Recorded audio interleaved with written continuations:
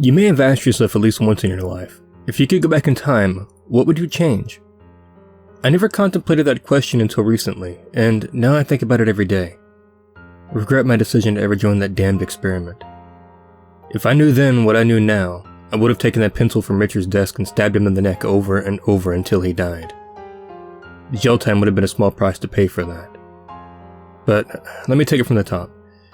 I work as an assistant in genetics at a college, which you may not have heard of before. Either way, to keep things safe, I won't disclose any important information, to protect myself and anyone else who may have been related to the matter. Professor Richards was a prominent person in the college, adored by both students and his coworkers for his dedication to work, extensive knowledge, and ability to motivate his attendees to contribute in the lessons and even outside of them. He often conducted projects here and there, small experiments to prove or debunk a theory or something else, and more often than not, he had a plethora of student volunteers who were willing to do all the work for him. I rarely participated in any of these projects, save for the ones that really piqued my interest on a matter that I wanted to see the results on. Richards trusted me the most and always gave me the most sensitive task to perform, passing on his own knowledge onto me in the process. More often than not, he was like a fatherly figure to me, rather than a superior. He could probably sense that I grew up without a father's love, so he stepped in and took me under his wing. Now, when I look back, I start to realize that he probably never really cared, but needed someone that he could use for his own twisted, insidious intentions. It all started a few months ago when he invited me to his office with a proposal he was very excited about. "How would you like to be a part of history, Victor?" he asked me. Of course, I was always willing to pick up big projects, especially if there was a chance for recognition. So I immediately said yes. "Well, we have one big project upcoming," Richard said. "The biggest one yet. If everything goes well with it, we'll be famous and rich. You'll never have to work as an assistant another day in your life."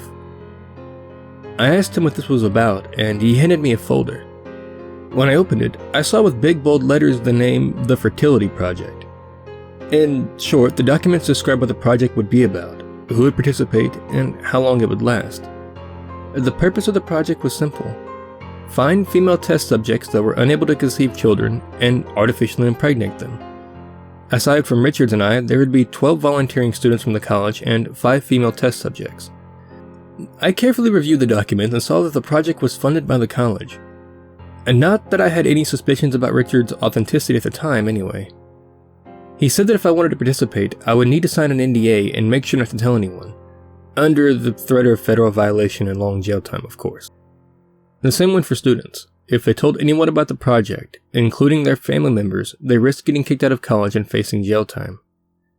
Although I disliked the idea of being chained down like that, at the time it seemed like a small price to pay for such greatness. I signed it and Richards whipped out 2 Cuban cigars. "Been saving these for a special occasion. Doesn't get any more special than this," he said as he gave me one and lit it up. I was scheduled to meet Richards in the biology and genetics building in 2 days, and when I arrived, I was surprised to see a guardhouse instead of a gate, and a guard sitting inside. The college had somehow managed to set this up seemingly overnight. The guard asked me for my name, and I gave it to him, too confused and docile at the moment to refuse. The guard politely explained that with the upcoming project, the college had to hire a security company to keep things safe. He said there were 5 guards in total, each stationed in a separate part of the campus, with 1 guard being in the biology building at all times. I asked the guard if they knew what the project was about, but they seemed oblivious to it. All they knew was they had to keep the college grounds safe from any suspicious or violent activities. I gave him a courteous smile and left to meet Richards. When I arrived, another guard stood in front of the Richards office and stopped me from entering. "It's okay, he's with me," Richards shouted, and the guard let me through. I went inside, and all of the project participants were there, including the students and the 5 female subjects. The subjects were women between the ages of 20 and 28, and while Richards and I were permitted to go home at the end of the day, the students and subjects had to remain inside the building at all times. "Professor Richards, we don't have adequate rooms for them to stay here," I said. "Everything has been arranged," Richards said. "The students will be staying on the 2nd floor, while the subjects will be on the 3rd. Since the project is so secretive, the guard is not permitted to leave the 1st floor. His job here will be to prevent anyone unwanted from entering the building, or, in the worst case scenario, to stop students from leaving before the project is over. Unless they sign the papers to avoid their contract, that is. In which case, they would need to refund the college of the funds provided to the project. and trust me when I say the funds are extremely high and you wouldn't want to do that. Now, let's show everybody their rooms. My eyes widened when we went into the second floor, and I realized that 2 of the classrooms had been completely rearranged into unrecognizable rooms. Instead of chairs and desks, there were night tables and beds, giving off the impression of a dorm, rather than a study building. The third floor was even stranger, with the classrooms not only being rearranged, but the entire floor seemingly renovated to instead have a row of 5 doors, which led into tiny cells. The women were each assigned to a cell and locked. It was explained that it was for their own safety, but should they want to drop out of the experiment at any given moment, they were free to do so. Again, he emphasized the price they'd have to pay for such a choice. I started to get a bad feeling at this point. None of this seemed right, no matter how many times Richards uttered the words voluntary. Nothing seemed so about this. The students and the women seemed very enthusiastic, however, and were hanging on every word the professor said, obeying orders without question. On the first day, the crew went to the lab and created a solution, which was put into vials and injected into the subjects. Each student had his own role, ranging from performing subject checkups, preparing food for the project members, taking blood samples, etc. My duty was to oversee the entire situation and assist if necessary, while providing medical help in case of an emergency. At around 3 p.m. or so, all initial tests had been completed, so Richard instructed the students to go back to their dorm rooms, while he told me to follow him to his office. He sat by his computer, a wide grin on his face at the satisfaction of a job well done for the day. "I have one task for you, Victor," he said. "You may go home whenever you want, but what I may need your help with is monitoring the subjects. Here, come here." He gestured and I went around his table to look at the PC screen. On the screen were 5 camera feeds monitoring the subject cells. "I'll be sleeping in the office," he said. "But if something comes up for me, I will need you to monitor the subjects." It sounded like an order, not a request. Sure, Professor, you can count on me," I said, trying to hide my uncertainty. "Alright, well, that's it for the first day. You can go home now and get some rest. We have a lot of work ahead of us tomorrow." For days, nothing changed, and the crew performed their regular duties during the day. And then about a week later, Subject 2 and 4 started to complain about the extreme isolation they were subjected to. They asked to be let out, but Richards outright refused, reminding them about the cost they would need to pay. Despite that, Subject 2 protested, so Richards ordered one of the students to sedate her. He did as instructed, and the subject fell asleep. It was around 8 p.m. when I went into Richards' office to report the day's findings, and I realized that Subject 2 was still asleep. "Professor Richards, the subject should not be asleep for that long," I said. "She shouldn't," he said. "But she's not sleeping.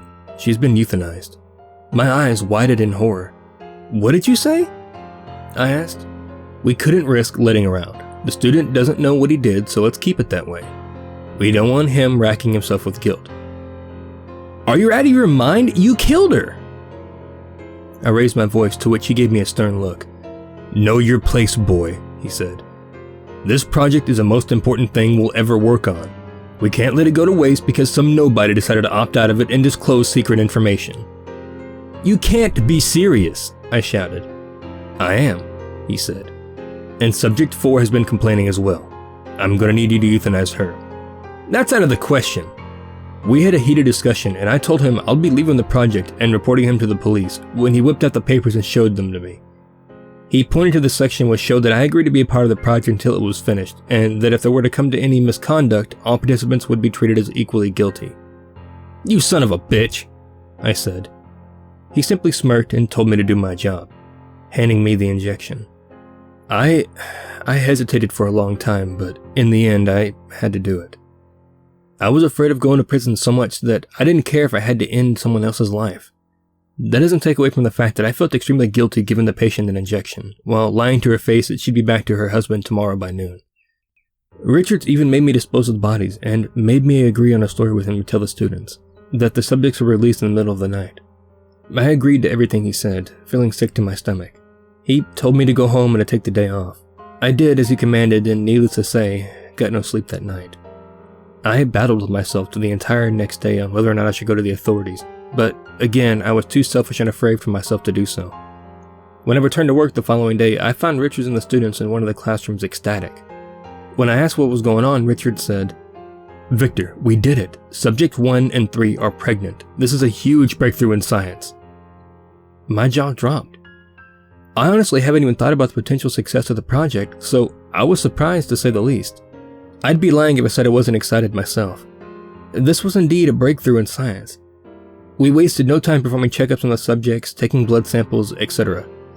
Over the next few days, the subjects' weight had been increasing rapidly, and their stomachs had been growing in size. Ultrasounds displayed the growth of the fetus at an abnormal rate, and we started to get a little worried, since the size we had seen by then was not supposed to be visible by the first trimester, let alone after just 3 weeks. Richard ordered us to carefully monitor the subjects, in case their health started to slip up. And then came the worst day that I experienced during the project. It was day 26. I remember distinctly, and subject 1 was complaining about severe pain in her stomach. I examined her and the baby was kicking with extreme force, so much so that I could see the bulges from the impact on the subject's stomach. I begged Richards to take the subject to a hospital, but he wouldn't hear it. He told me to give her some painkillers and get back into his office. By this time, the students were already asleep in their rooms, and since the cells on the 3rd floor were soundproof, not even the subject in the adjacent cell could hear the woman screaming, let alone anyone else. Richards and I observed subject 1 of the camera as she writhed in pain. She banged on the floor, begging to be let out, after which she just lay on the bed, holding her stomach and screaming in pure agony. I saw her stomach stretching out, as if something poked at it from the inside, and then the skin ripped open and a tiny head emerged. Blood sprayed out like a fountain, and I saw a deformed, blood-covered head pop out, further opening the abdomen. The subject screamed, now in terror more than pain, as she helplessly watched her baby burst through her stomach. Only seconds later, her head dropped onto the bed and she stopped moving. The baby started crying, but it was a kind of a cry I've never heard before. It sounded guttural and gurgling. "Victor, what are you waiting for?" Richard yelled. "Go take care of the baby." I stared at the thing on camera, unable to move. Whatever that thing was, it wasn't human. It had an abnormally large head, extremities of unequal proportions, and a voice that sounded anything but human. It cried vigorously for a while, gradually losing its potency and going completely silent. "Victor!" Richards yelled again, but I was frozen in place. Richards violently stood up and stormed out of his office. I saw on the camera that he was entering cell 1. I came to my senses and figured that if I had to ensure myself somehow, or at least stop the project, I browsed Richards' desk and found the folder containing the details of the project. I glanced at the camera and realized that Richards was examining the dead baby and mother. I entered his email and sent all the details of the project to my email, nervously tapping on the desk as the files transferred. Richards was done wrapping the bodies in a sheet and started coming back as soon as the email was sent. I deleted the sent mail and returned to the camera feed, stepping away from the computer. Richards bursted inside, beads of sweat forming on his temples. Are they dead?" I asked. "Of course they're dead, you idiot. I should report you to the project stakeholders for insubordination." "Excuse me? If you had arrived in time, the baby and the subject could have still survived." "That's not true. I'm not even trained to handle these sort of situations." Richard sat in his chair and exhaled deeply, rubbing his eyes. "The bodies are wrapped up. Take them into the basement," he said sternly. I dreaded the idea of carrying around a dead mother and her infant, but I didn't want to defy the professor right now. So, to avoid arousing suspicion, I hauled the bodies downstairs and returned to Richard's office, who still seemed pretty pissed. "Go home," he said, staring at the screen of his computer. "Professor, if you need help, I can—" "Leave!" He didn't need to tell me again. I wished him a good night and left, still shaking.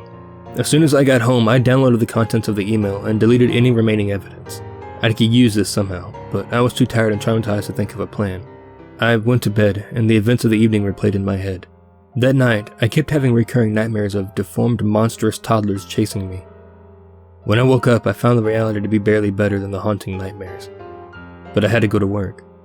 I knew Richards had me by the balls, and I had no choice but to comply with his demands.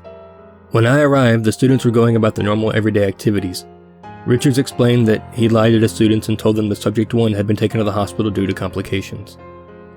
I was appalled by his actions, but then remembered that I'm not that much different, so I stopped myself from judging him too much.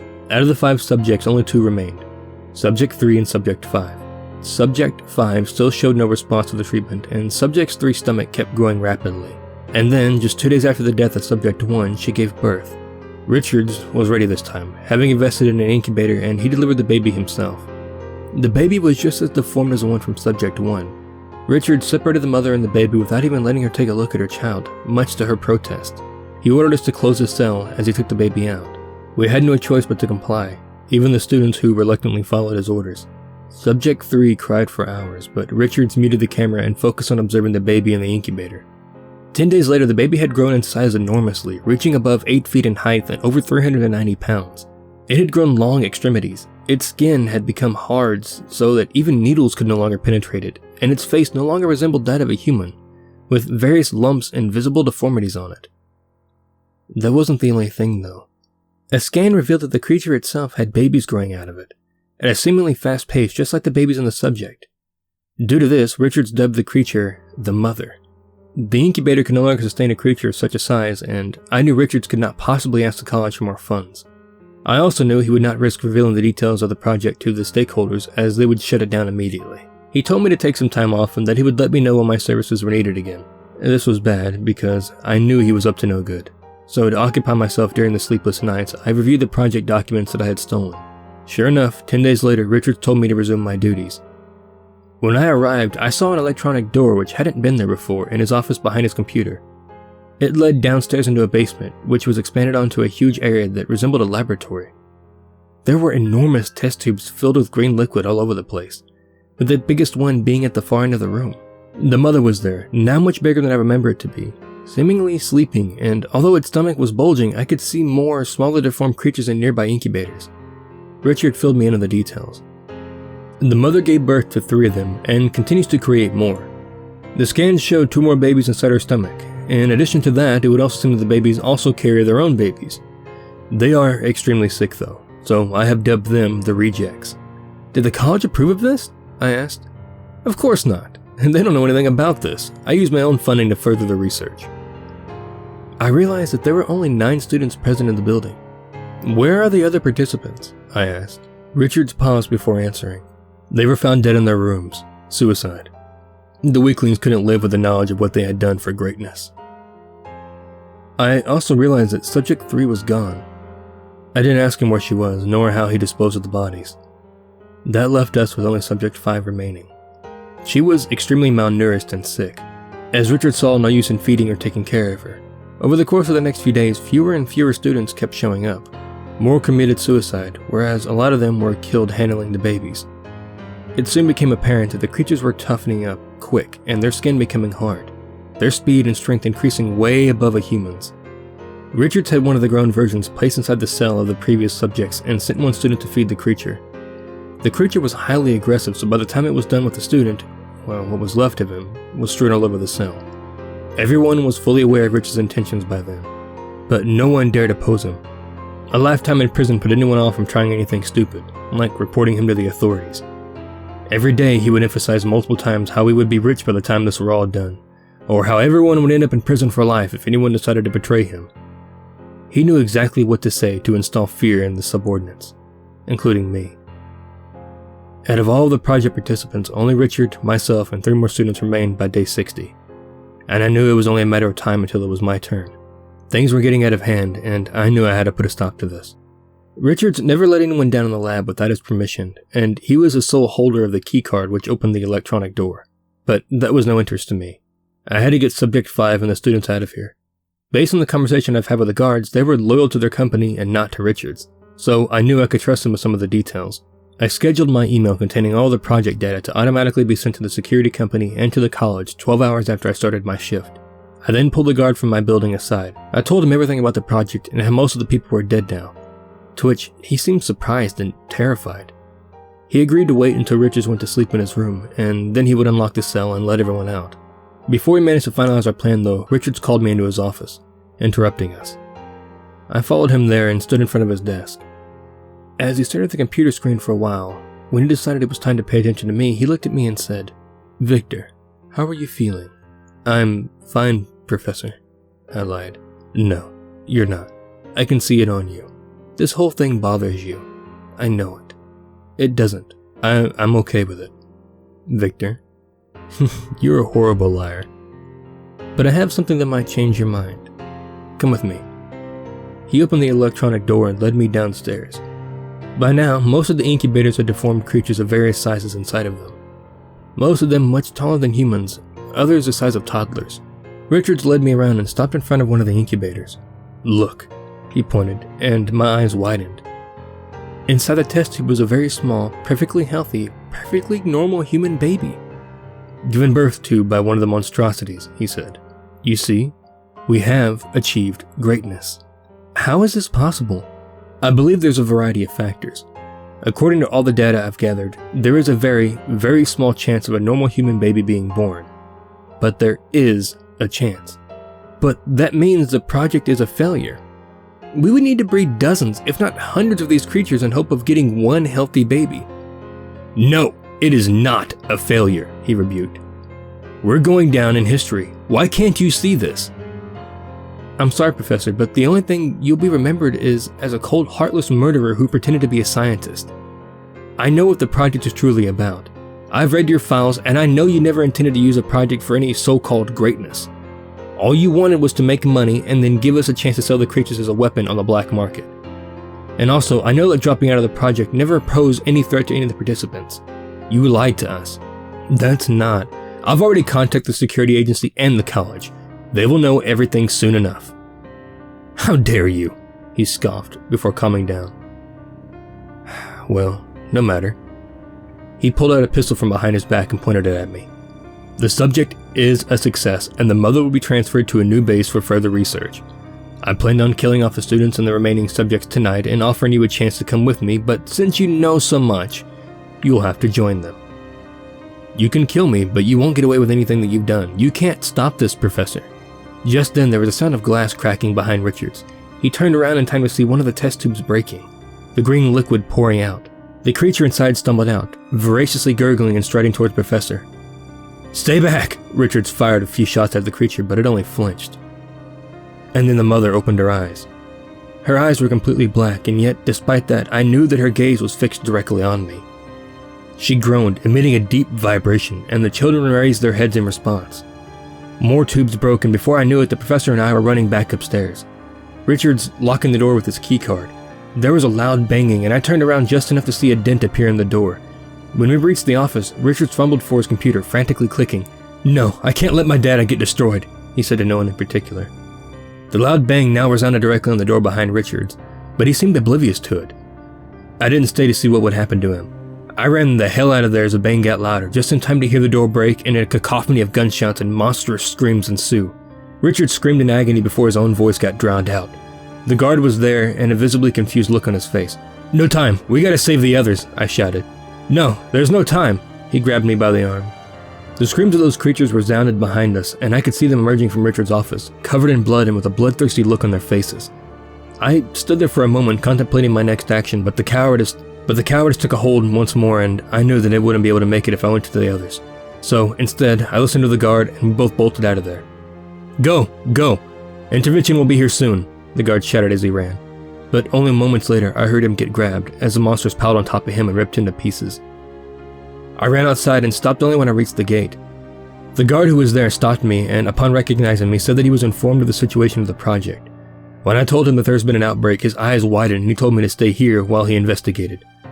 I begged him not to go, mostly because I didn't want to be left alone, but my pleas fell on deaf ears and he scurried off. I went inside the guardhouse and picked up the phone, only then did I realize that I had blood on my clothes. I had no idea how I'd gotten it on me, but upon inspection I realized that it wasn't mine. I tried dialing 911, but there was no signal. Upon reading the guideline on the side, I realized that the phone only took calls but couldn't make them. I dropped the handset when I looked at the camera feed and saw one of the guards getting jumped by those creatures and being ripped into pieces. They were everywhere, and most of the guards were dead. I couldn't stay there or I'd die. I went out one of the guardhouses and ran towards the wooded area. After what felt like forever, my legs started to give away. I stopped to take a break. The campus was far behind me, and no one followed me. From there, I made my way safely home. Out of all the participants of the fertility project, I was the only confirmed survivor later on. I had no idea exactly what happened, but I heard that the biology building had a pipe explode, which caused the entire place to come down. Whether it was that or something else, I'm glad, because hopefully it killed the mother and her nasty children. I wake up every night, seeing her black, penetrating gaze through the test tube, and I feel as if she knows where I'm at all times, despite not even being able to see me. The guilt of letting those poor students and subjects die racks me every day. I don't feel sorry for the human baby that most likely got killed, though. Nothing good could have come out of those monsters. The only consolation I have is the fact that Richards died before he could fully weaponize and sell his project. The authorities are after me now, and I don't know if they intend to sentence me to a life of prison. But I'll make it easy for them. There's a gun next to me, and when I'm done writing this, I'm going to use it. Hopefully, I'll be able to sleep peacefully again, for the first time in many months.